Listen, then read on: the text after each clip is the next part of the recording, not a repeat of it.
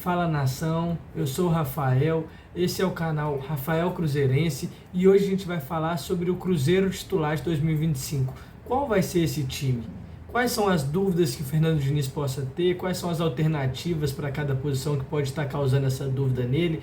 Qual formação ele vai usar? Como ele vai montar esse time cheio de reforços para a temporada de 2025? Vamos analisar isso no campinho? Bora lá! Então vamos lá, começando pelo gol, ninguém tem dúvida, né? Cássio vai ser o nosso goleiro na temporada, unanimidade. Um ótimo goleiro, já é referência desse time, um das lideranças. Então vai seguir em 2025 como dono da meta do Cruzeiro. Na zaga, a gente trouxe um xerifão que ninguém tem dúvida que vem para ser titular, Fabrício Bruno. Na última convocação em outubro, ele estava na seleção brasileira, então é um zagueiro que fez uma temporada muito boa no Flamengo, vem de bons anos, né, no futebol brasileiro. Teve proposta recentemente para ir para a Europa, acabou que não acertou e não foi, e agora está aqui para ajudar a gente em 2025. Um ótimo zagueiro, um ótimo reforço. O companheiro de zaga dele, que a gente tem a primeira dúvida na temporada. Será o João Marcelo, que era um dos titulares ano passado, ou será o Lucas Vidalba?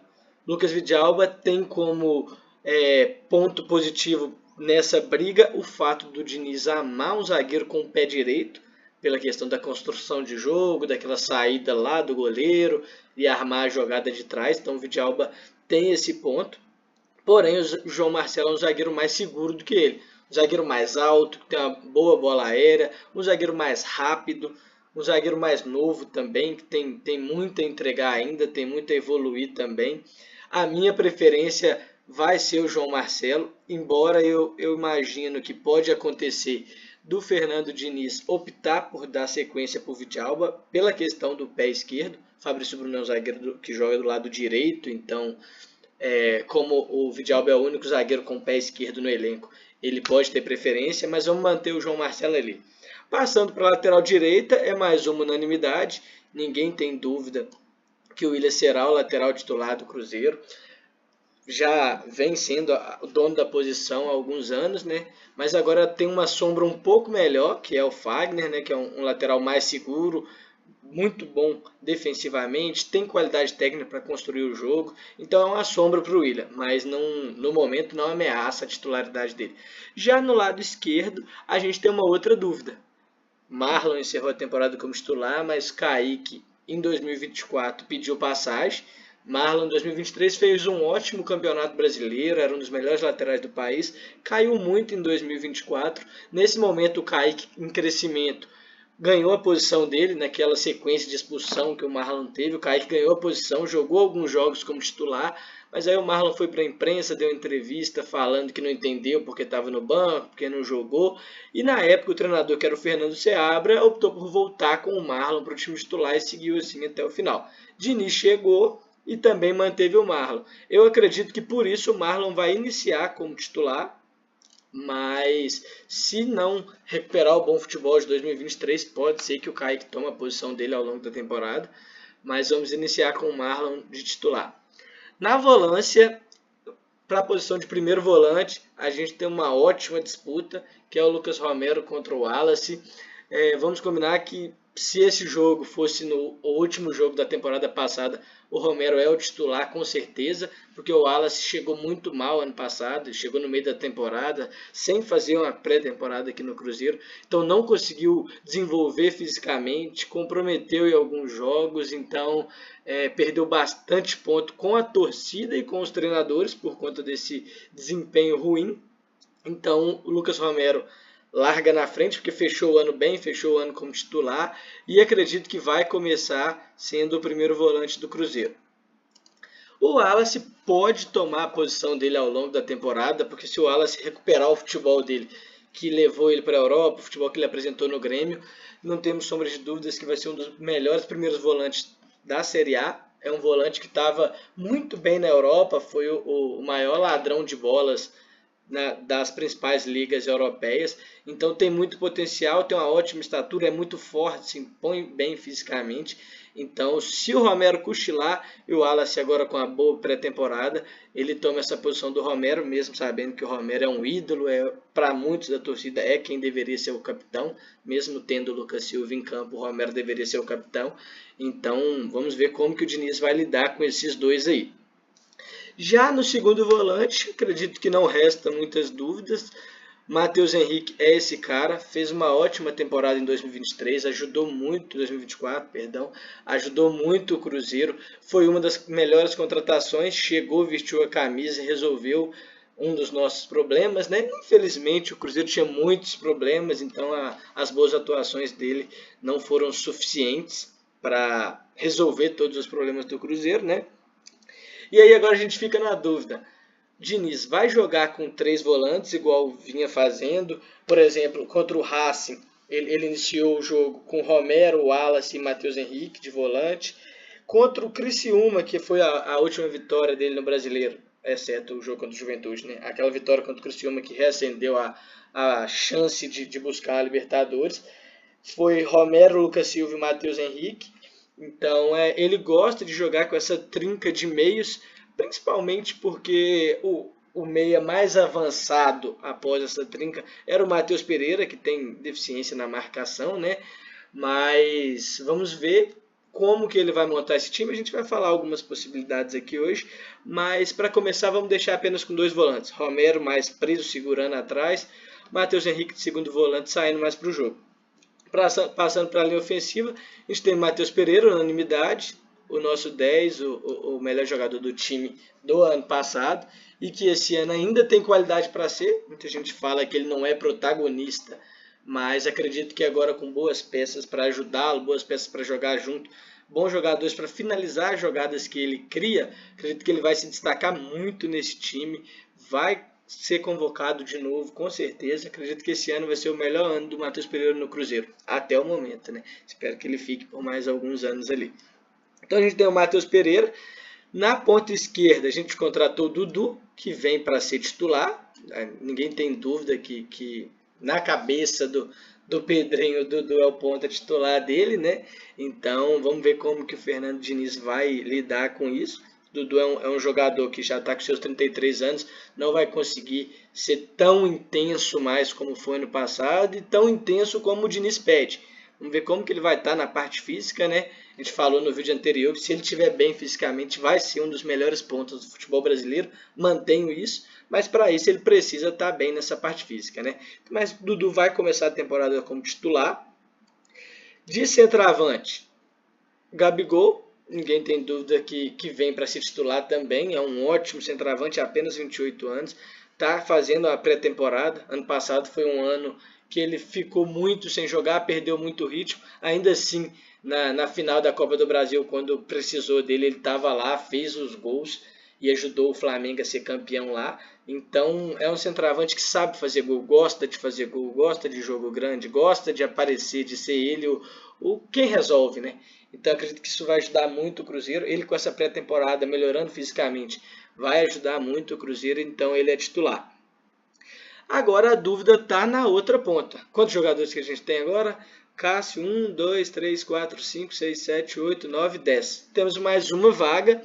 E aí entra aquilo que eu falei sobre será que ele vai jogar com 3 volantes? Será que ele vai colocar um outro ponta? Será que ele vai manter uma dupla com o Caio Jorge? Todas essas possibilidades existem. Caio Jorge acabou o ano muito bem, então ele poderia abrir um pouco o Matheus Pereira para o lado direito, igual costumavam fazer, colocar o Dudu do lado esquerdo e colocar o Caio Jorge como segundo atacante. Essa pode ser uma possibilidade de escalação, mas qual que é o problema dessa escalação? Gabigol não recompõe muito bem, Caio Jorge não recompõe muito bem, porque os dois são centroavantes, embora todos os dois não são aquele poste fixo na área, né? Eles conseguem se movimentar mais, mas para acompanhar a lateral avançando, nenhum dos dois vai fazer isso. Matheus Pereira tem muita deficiência na marcação também, não recompõe bem. E o Dudu, como a gente vem falando da parte física, não acredito que em 2025 o Dudu vai ser aquele ponta que vai conseguir recompor todas, marcando o lateral adversário. Então essa escalação pode não ser viável contra grandes times por isso. No Campeonato Mineiro, provavelmente vamos ver essa escalação em campo, mas quando já iniciar o Brasileiro, até mesmo na Sul-Americana, não acredito muito que essa escalação vai ser muito utilizada. Então vamos retirar o Caio Jorge, porque não dá para ele se titular com o Gabigol, né? Então vamos manter o Gabigol de centroavante, vamos voltar o Pereira para 10, para armador central mesmo, e vamos colocar na ponta um dos reforços. Ele trouxe o Bolassi pode ser esse jogador da outra ponta. O time vai ficar um pouco mais móvel, porque o Bolassi, por mais que tenha 35 anos, ele é ponta, ele ainda tem um pouco disso de ajudar na marcação, porque jogou muitos anos na Europa, mas não consegue mais dar essa intensidade durante o jogo todo. Na verdade, nem sem precisar voltar, ele não está conseguindo mais jogar os 90 minutos como jogava antes. Então eu acredito que o Bolassi não vem para ser titular. Ele é uma alternativa sim para entrar no segundo tempo, para mudar um jogo, ou contra um time de novo mais fraco no Campeonato Mineiro, um time mais fechado no Brasileiro, ele pode sim ser uma opção, mas eu não acredito que Bolassi vai também ajudar na recomposição, marcar lateral. Então, por esse ponto, eu também penso que Bolassi vai ficar de fora, principalmente contra bons times. E por que a gente está na dúvida aqui? Nessa ponta direita aqui, na verdade. Porque esses três, Dudu, Gabigol e Matheus Pereira, eles são praticamente intocáveis. Se eles jogarem aquilo que sabem, se eles entregarem aquilo que eles têm de capacidade, não vai ter treinador que vai tirar eles porque eles não estão marcando lateral, porque eles não estão recompondo. Então esses três, eles são a parte ofensiva do Cruzeiro. Matheus Henrique também chega muito bem à frente, mas tem gás para voltar, ajuda bastante na recomposição. Então, provavelmente esses três vão ficar. E na outra ponta, o que eu acho que pode acontecer no decorrer da temporada é o Eduardo. Todo mundo está falando que o Eduardo chega para ser uma alternativa ao Matheus Pereira, para jogar quando o Matheus Pereira não estiver em campo. Mas o Eduardo é um jogador alto, é um jogador que, embora já esteja mais experiente, tem uma parte física boa, é um jogador que no ano de 2023 jogou praticamente a temporada toda no Botafogo sem problema físico. Verdade que machucou em 2024, mas já se recuperou, já estava à disposição no resto da temporada. É um jogador muito intenso e muito direto. O Eduardo é aquele jogador que ele pega a bola, ele tem uma ótima condução, ele é incisivo, ele finaliza bem. O Eduardo tem muito a entregar para esse Cruzeiro. Na minha visão, o Eduardo vai ser titular, porque ele tem muita qualidade, ele tem a condução de bola, que, por exemplo, o Matheus Pereira tem muita qualidade na armação, mas ele não é aquele jogador que pega a bola e conduz. Ele não tem muito isso, ele é mais aquele jogador de 1-2 passes. Quando ele conduz muita bola, quando ele segura muita bola, é para cavar uma falta, ele sofre as faltas. Muitas vezes os jogadores ficam sempre, assim que ele pega, já fazem a falta nele, né, por ser o jogador mais criativo que o Cruzeiro tinha. Então ele não tem essa virtude de conduzir a bola. Já o Eduardo tem. Então ele consegue, junto com o Matheus Pereira, fazer uma tabela e levar a bola em progressão. Ele tem capacidade de recompor um pouco, de ajudar na marcação para poder não sobrecarregar o Willian. Lembrando que provavelmente o Romero vai ficar bastante do lado dele também, então pode ajudar nessa marcação. Então eu acredito que o Eduardo tem muita capacidade de ser titular. Mas vamos olhar uma outra oportunidade, uma outra possibilidade, que seria a entrada do Lautaro Dias, que fisicamente é muito bom, né? Ele se entrega muito, na verdade, o condicionamento físico dele não estava tão bom na temporada passada, tanto que ele ficou fazendo uma preparação à parte, mas nos jogos que jogou se entregou muito, ajudou muito, então ele tem essa capacidade de voltar, de marcar, de recompor. E também temos uma última opção, última assim, né? Possível, vamos colocar assim, porque temos o Tevez também, mas não acredito que o Tevez venha para ser titular esse ano. Então a gente retira o Lautaro aqui e traz a outra contratação que o Fernando Diniz pediu, que é o Marquinhos, que é exatamente esse secretário de lateral, esse jogador que recompõe muito, que ajuda muito na marcação. Se for olhar o mapa de calor dele, ele está mais atrás do meio campo do que literalmente no ataque, na posição ofensiva do campo. Então ele tem muito dessa contribuição taticamente. Como o Willian é um lateral que sobe muito, Marquinhos pode se beneficiar disso, de ajudar o time taticamente e por isso ganhar a posição. Não acredito que vá começar como titular por conta das contratações, mas ele tem esse potencial. E uma última alternativa que a gente tem é o Christian. Christian é um volante muito versátil. Cadê o Christian? Deixa eu encontrar, encontrei. Um volante muito versátil que tem capacidade de ajudar o time na saída de bola, na construção. É um volante que gosta de chegar na área, ele tem a boa finalização, ele tem um bom passe e ele pode fazer essa trinca com o Lucas Romero e o Matheus Henrique. Como que isso se posicionaria em campo? Acredito que o Lucas Romero seria um primeiro volante, mais próximo do zagueiro.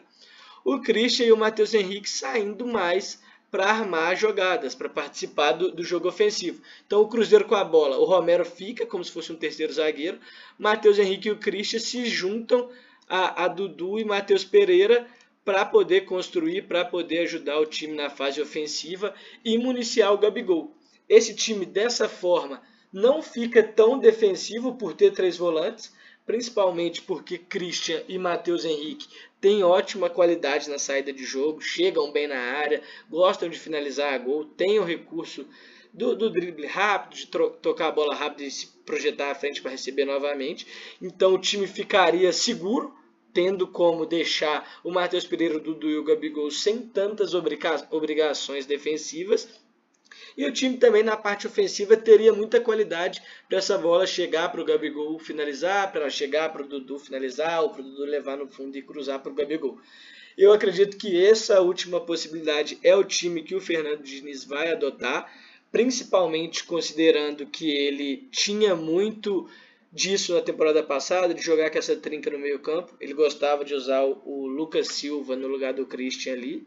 Então, tendo o Christian que é mais novo, tem mais gás, tem mais capacidade física de ajudar, de se entregar e tem a boa qualidade técnica também, assim como o Lucas Silva, acredito que ele sai na frente e esse, na minha visão, é o 11 que o Diniz vai considerar ideal. Voltando. Então, galera, esse foi o vídeo de hoje e eu queria saber de vocês, quais seriam os seus 11 ideais? Vocês concordam com essas alternativas? Vocês concordam com esse time final? Conta pra mim aqui nos comentários, me mostre como você escalaria o Cruzeiro e vamos ver quem vai acertar, né? Porque quarta-feira agora já temos o primeiro teste contra o São Paulo, depois tem o Atlético e aí já começa o Campeonato Mineiro. Então esse time está prestes a sair do papel. Vamos olhar e torcer muito para dar tudo certo. Se inscreva no canal, curta, comente, envie para um amigo cruzeirense e vamos juntos acompanhar o Cruzeiro de perto. Valeu!